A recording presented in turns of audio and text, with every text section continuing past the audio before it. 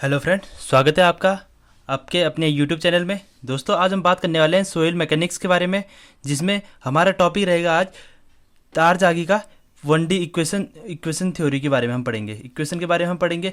तो इसमें क्या पढ़ेंगे ये किस चीज़ के लिए है? ये है कंसोलिडेशन के लिए। तो कंसोलिडेटेड के लिए है ये। तो कंसोलिडेटेड के लिए हमें पहले बात करनी पड़ेगी कंसोलिडेशन क्या होती है। तो कंसोलिडेशन क्या होते हैं? जो मृदा के कण होते हैं, जो मृदा के जो कण होते हैं, उनमें क्या होता है? मृदा कण। एक तो इस पर मृदा रहती है, फिर प्लस इसमें क्या होता है? वाटर रहता है, प्लस इसमें एयर रहता है। ठीक है, एयर रहता है। तो इससे इतने से ही मृदा बनती है। तो मृदा का टोटल संगठन ऐसे रहता है। तो इसमें क्या रहता है? जल भी रहता है, इसमें एयर भी रहती है। तो क्या होता है, जब मृदा में जब वेट आता है, ऊपर से जो वेट आता है हमारा, जो भी हम स्ट्रक्चर खड़ा करते हैं तो उसमें वेट आता है। तो वेट के कारण उस पर क्या होता है? दाब पड़ता है। तो दाब के कारण क्या होता है? मृदा कणों क्या हो जाता है? जो वहाँ का वाटर रहता है, तो वो क्या हो जाता है? मृदा के कणों पे स्थानांतरित हो जाता है। तो मृदा कणों पे स्थानांतरित होता है, तो वो किस पे निर्भर करता है? वो मृदा के पारगम्यता पे निर्भर करता है। तो मृदा के पारगम्यता पे निर्भर करता है। तो अगर ये स्थानांतरित हो जाता है, जब ये वाला पानी जब क्या हो जाता है, जब मृदा के कणों पे स्थानांतरित हो जाता है, तो उसके बाद क्या हो जाता है? उनकी जगह पे क्या होता है? रिक्तिका बन जाती है। तो इन रिक्तिका बनने के लिए क्या होता है? मृदा के कण आपस में कण क्या हो जाता है? आसपास आ जाता है, जिससे क्या होता है? जो सोयल रहती है, उसका आयतन क्या हो जाता है? कम हो जाता है। और हमारे स्ट्रक्चर में क्या होता है? दसन उत्पन्न हो जाती है। तो ये दसन जो उत्पन्न होती है, ये जैसे रेतली मृदा के लिए क्या हो जाता है? ये कंसोलिडेशन की मात्रा सबसे ज़्यादा होती है, और चिकनी मृदाओं में सबसे कम होती है। तो ये हमें इसमें तारजा की जो इक्वेशन हमें पढ़नी है, तो इससे पहले हमें एक कंसोलिडेशन के लिए है। तो कंसोलिडेशन के लिए है, तो सबसे पहले हम कंसोलिडेशन को तो समझ चुके हैं। तो अब स्टार्ट करते हैं। तो हमारा कंसोलिडेशन तो हम पढ़ चुके हैं कि मृदा कण जब बाहर आने पर मृदा स्थानांतरित हो जाते हैं, और मृदा कण आसपास आ जाते हैं, तो आयतन क्या होगा? कम होगा। रेतीली मृदा में ज़्यादा, और चिकनी मृदा में क्या होगा? ये कम होता है। तो अब बात करते हैं तरजागी का संगणन सिद्धांत। तो तरजागी का जो 1D कंसोलिडेशन थ्योरी होती है, ये इसमें पहले अजम्पशन क्या होता है? डार्सी लॉ इज वैलिड होता है। इसमें डार्सी लॉ वैलिड होता है। के इज लेटरली कन्फाइंड रहता है, मतलब के हमें पहले से ही दिया रहता है। तो मतलब के क्या होगा? हमारे कांस्टेंट रहता है थ्रू आउट ए प्रोसेस। इस प्रोसेस में क्या होता है? के हमारे क्या रहता है? के हमारे क्या रहता है इसमें? ये हमें याद रखना है, लेटरली कन्फाइंड रहता है। और के क्या रहता है? के हमारे क्या रहता है? कांस्टेंट रहता है। ठीक है, तब ये डार्सी लॉ इस वैलिड होता है। तो इसमें तीन चीज़ हो गई हमारे पास, कि डार्सी लॉ वैलिड है, के लेटरली कन्फाइंड है, और के क्या होता है? कांस्टेंट होता है। ठीक है, तो ये हो गया। तो इसमें जब टारजागी ने क्या इक्वेशन दी है कंसोलिडेशन के लिए, उन्होंने दी है del u over del t directly proportional to del two u over del z square. तो del two u over del z square. तो इसमें ये क्या है? तो इसमें दे रखा है यू क्या होता है? यू क्या होता है? डिग्री ऑफ कंसोलिडेशन होता है। टी क्या होता है? टाइम होता है। तो यू यहाँ पे डिग्री ऑफ कंसोलिडेशन, और जेड यहाँ पे जेड दे रखा है। तो जेड क्या हो गया? जेड यहाँ पे हो गया डेप्थ। ठीक है, डेप्थ हो गया। जितनी डेप्थ हम लेते हैं, तो डेप्थ हो गया। तो इसकी परिभाषा क्या बनती है? इसकी बनती है कि रेट ऑफ चेंज ऑफ जो पोर वाटर होता है with respect to time, rate of change of pore water with respect to time होता है, वो क्या होता है? Second type of pore water with respect to depth. ठीक है, इसकी इक्वेशन अगर हम बात करेंगे, तो rate of change of water with respect to time, और इसका सेकंड डिफरेंशियल हो जाएगा rate of change of pore water with respect to depth हो जाएगा। तो ठीक है, तो ये हो गया। अब अगर हम डायरेक्टिव प्रोपोर्शनल को हटाते हैं, तो डायरेक्टिव प्रोपोर्शनल को हटा के हम क्या लेंगे? Del u over del t, जो हमारे किसके बराबर हो जाएगा? K upon m b gamma डब्लू, k upon m b gamma डब्लू, और del two u over del z square तो हमारे पास पहले से ही है। तो ठीक है, ये हो गया। अब के इसमें क्या है? के इसमें है कोफिशिएंट ऑफ परमेबिलिटी है। एम भी क्या है? Modulus of volume change. अब मॉडुलस ऑफ वॉल्यूम चेंज की बात आई है, तो मॉडुलस ऑफ वॉल्यूम चेंज क्या होता है? हमने बात की है कि इससे जो हमारा कंसोलिडेशन के कारण क्या होता है? मृदा कण आसपास आता है और आयतन कम होता है। तो आयतन कम होगा, तो मतलब ये हमेशा क्या होगा? माइनस में होगा। तो एम भी इक्वल टू क्या होता है? Minus del V upon V और अपॉन डेल सिग्मा। ठीक है, डेल सिग्मा हो गया।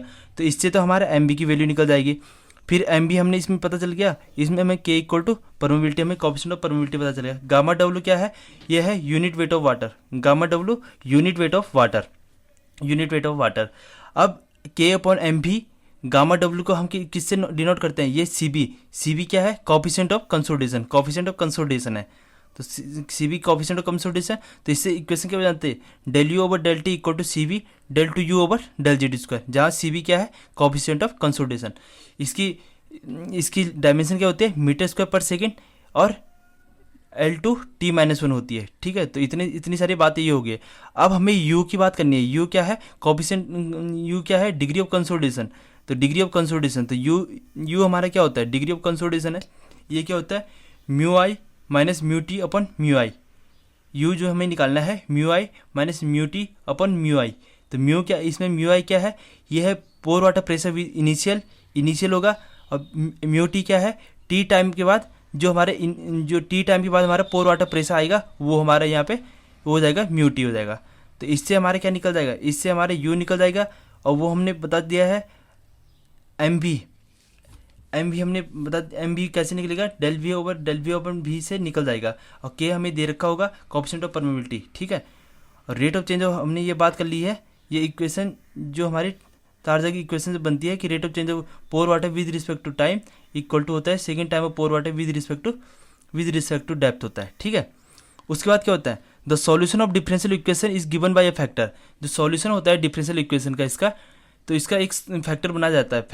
तो उसे क्या कहते हैं, टीवी यानी टाइम फैक्टर। ये डिपेंड किस पे करता है, ये डिग्री ऑफ कंसोलिडेशन पे निर्भर करता है। अब जो इसमें टीवी की तो बात हो गई है। तो अब जो हमारे सीवी यहाँ पे हमने बात की थी, कोएफिशिएंट ऑफ कंसोलिडेशन की बात की थी। कोएफिशिएंट ऑफ कंसोलिडेशन कहाँ निकालते हैं, तो डिटरमाइनिंग लैब, ये डिग्री डिटरमाइनिंग लैब, सीवी की वैल्यू हम लैब में निकालते हैं। इसके लिए दो मेथड होते हैं, सीवी निकालने के लिए दो मेथड होते हैं। एक होता है टेलर्स मेथड, ये किस चीज़ के लिए होता है, 90% कंसोलिडेशन के लिए। टेलर मेथड हम बोलते हैं, इसे हम क्या बोल सकते हैं, square root of time fitting method भी बोल सकते हैं। Square root of time fitting method भी हम इसे बोल सकते हैं। इसमें टीवी की वैल्यू क्या होती है, इसमें टीवी की वैल्यू होती है जब हमारा 90% कंसोलिडेशन है, तो टीवी की वैल्यू कितनी ली जाती है, 0.848 ली जाती है। तो टीवी इक्वल टू क्या होता है, टीवी और सीबी में क्या रिलेशनशिप होता है, तो टीवी, ये क्वेश्चन पूछा जाता है कि टीवी और सीबी में क्या रिलेशन होता है। तो टीवी इक्वल टू होता है CV T upon D square. ठीक है, डी स्क्वायर है। ये सी भी हमें बात कर लिया, टी इक्वल टाइम हो गया, डी इक्वल टू डेप्थ हो गया। ठीक है, इससे निकल गया है। तो इससे हमारा अगर हम इसमें सी की वैल्यू निकालते हैं, टीवी की वैल्यू हम कितने रख देते हैं, 0.848 रख देते हैं। तो इससे ये फॉर्मूला बन जाता है, TV equal to 0.848 D square by T हो जाता है। ठीक है, तो इसे square root of time fitting method भी कहा जाता है। वैसे ही कैसे दूसरा होता है, कैसेग्रांडे मेथड होता है, जिसे हम क्या होता है, logarithmic and time fitting method भी जिसे कहा जाता है। ये किस चीज़ के लिए होता है, ये 90% कंसोलिडेशन के लिए यूज होता है, जिसमें टीवी की वैल्यू कितनी ली जाती है, 0.197 लिया जाता है। तो इससे सीवी और टीवी में हमें रिलेशनशिप ये यहाँ से निकाल सकते हैं। तो इससे सीवी की वैल्यू कितनी आ जाएगी, 0.197 डी स्क्वायर बाई टी। तो ये दो चीज़ निकल गई है। अब हमें बात करनी है, अब हमने तो टीवी की वैल्यू जैसे यहाँ पे 0.848 और यहाँ पे 0.197 निकाली है। तो ये कहाँ से निकलती है, तो इसके निकालने के लिए फार्मूला होता है। इसे निकालने के लिए होता है, टीवी का फार्मूला होता है, अगर 60% से कम कंसोलिडेशन है, 60% से कम कंसोलिडेशन है, तो उसके लिए टीवी की वैल्यू क्या होती है, लेस देन इक्वल टू, अगर 60% है, टीवी की वैल्यू इसमें 0.197 ले रहे हैं ना हम, तो ये किससे ले रहे हैं, TV equal to π/4 u square, u equal to u क्या है, डिग्री ऑफ कंसोलिडेशन बाय 100 का 100 का होल स्क्वायर है। तो इससे हमारा निकल जाता है, जो टीवी की वैल्यू निकलती है 0.197 निकलते हैं। वैसे ही अगर यू की वैल्यू क्या होता है, ग्रेटर देन 60% है, टीवी की वैल्यू 0.848 हम ले रहे हैं, तो ये कैसे निकलती है, TV equal to 1.781 minus 0.933 log 100 minus U होती है। तो इससे हमारे क्या होता है, टीवी की वैल्यू निकल जाती है। ठीक है, ये तो हमें निकल गया। हमें सीवी की वैल्यू निकाल दी है, टीवी की वैल्यू कहाँ से निकलती है वो हमने बात कर ली है।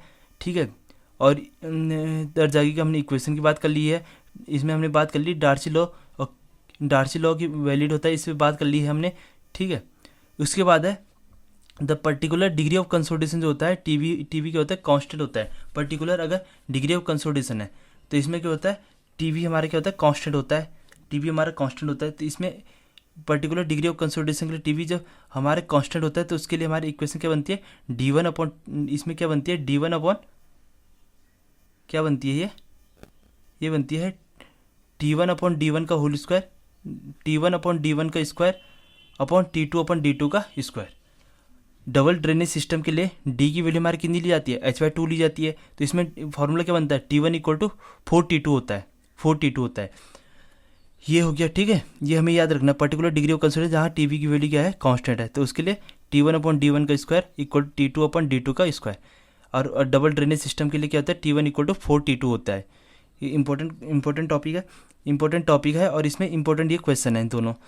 तो इसमें अगर बात करें जाए सिंगल ड्रेनेज सिस्टम में क्या होता है और डबल ड्रेनेज सिस्टम क्या होता है।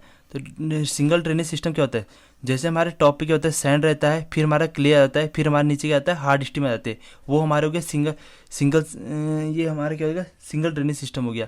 अगर डबल ड्रेनेज सिस्टम किसे कहा जाता है, डबल ड्रेनेज सिस्टम में क्या होता है, फिर सैंड होता है, ये सैंड हो गया, फिर हमारा क्ले होगा, फिर इसके बाद क्या होगा, सैंड होगा। तो ये इस पर फिर सैंड होगा, तो वो डबल ड्रेनेज सिस्टम हो गया। तो ये बात कर ली हमने, डिग्री ऑफ इसकी बात कर ली हमने, कंसोलिडेशन की बात कर ली है, तर्जागी इक्वेशन की बात कर ली है, ठीक है। तो ये रही आज की वीडियो। अगर वीडियो अच्छी लगी हो तो वीडियो को लाइक शेयर और हमारे चैनल को सब्सक्राइब करना ना भूलें।